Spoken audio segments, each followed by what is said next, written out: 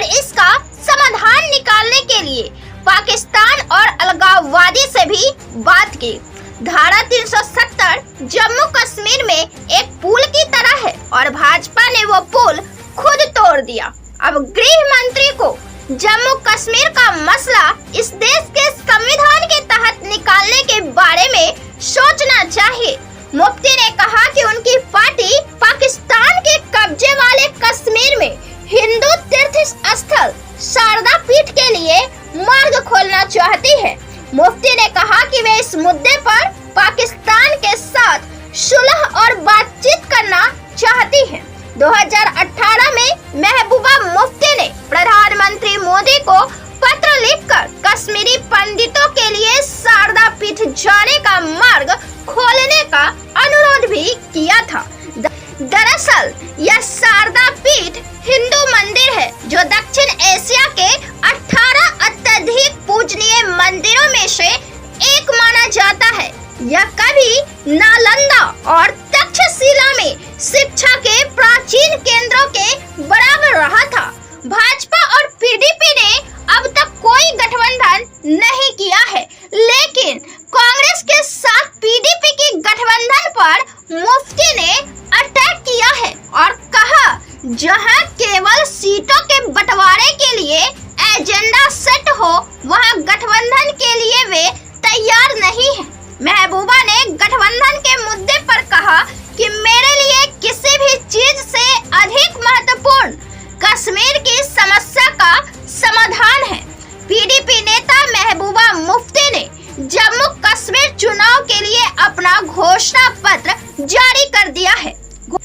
घोषणा पत्र में पार्टी ने 200 यूनिट बिजली फ्री देने, पुरानी पेंशन लागू करने, फास्ट ट्रैक रिक्रूटमेंट प्रक्रिया शुरू करने जैसे वादे किए हैं। जम्मू कश्मीर में 2019 में धारा 370 को हटाए जाने पर राज्य के राजनीतिक दल साथ आकर भाजपा का विरोध किया था। पीडीपी जहां 2014 में भाजपा के साथ गठबंधन में यहां सरकार बनाई थी, लेकिन 2018 में ही भाजपा ने हाथ खींच लिया और सरकार धराम गिर गई। इसके बाद 10 साल बाद अब यहाँ चुनाव होने वाले हैं और राज्य को अपना सरकार चुनने की आजादी मिली है। इसके लिए लंबे समय से तैयारियां भी चल रही थी। हमें एक सबसे बड़ा फैक्टर जो था वह परिसीमन को लेकर था। परिसीमन को लेकर समस्याएं थी। परिसीमन के बाद ही चुनाव होने थे जो कार्य 2022 में संपूर्ण हुआ था। मई 2022 वह तारीख है जब राज्य की विधानसभा सीटें 90 हो गई, लेकिन 2014 में यह संख्या 87 थी। हम फिर से आपको बताते हैं, विधानसभा की सीटें पहले जम्मू कश्मीर में 87 थी, जम्मू की 37 और कश्मीर घाटी की 46 और लद्दाख की 6 सीटें थी। घाटी की अधिक सीटों के होने के वजह से जो भी वहां जीत जाता था सरकार बना लेता था। इस वजह से परिसीमन की मांग तेज थी ताकि जम्मू को भी सरकार बनाने में पर्याप्त हिस्सेदारी मिल सके। अब जो है जम्मू में 43 और कश्मीर में 47 सीटों पर चुनाव होने हैं। लोकसभा के चुनाव के दौरान यहाँ वोटिंग के दरमियान लोगों ने अपनी विशेष दिलचस्पी दिखाई, जिसका स्पष्ट संकेत है कि यहाँ की जनता भी अपनी चुनी हुई सरकार चाहती है। 370 की वे बातें जो राज्य को देती थी विशेष दर्जा।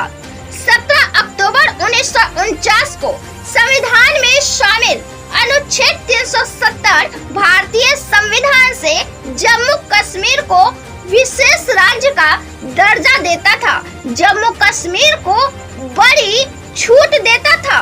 राज्य को अपने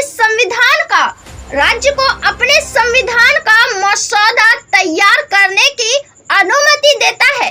यह जम्मू और कश्मीर के संबंध में संसद की विधायी शक्तियों को प्रतिबंधित करता है। साथ ही एक ऐसा प्रावधान भी किया गया कि इंस्ट्रूमेंट ऑफ एक्सेस (IO) में शामिल विषयों पर केंद्रीय कानून विस्तार करने के लिए राज्य सरकार के साथ परामर्श की आवश्यकता होगी। यह राज्य को स्वायत्तता प्रदान करता है और इसे अपने अस्थायी निवासियों को कुछ विशेषाधिकार देने की भी अनुमति देती है। राज्य की सहमति के बिना आंतरिक अशांति के आधार पर राज्य में आपातकालीन प्रावधान लागू नहीं होते हैं, जबकि जम्मू कश्मीर को छोड़कर भारत के पूरे राज्य में ये नियम लागू होते हैं। राज्य का नाम और सीमाओं को इसकी विधायिका की सहमति के बिना बदला नहीं जा सकता है।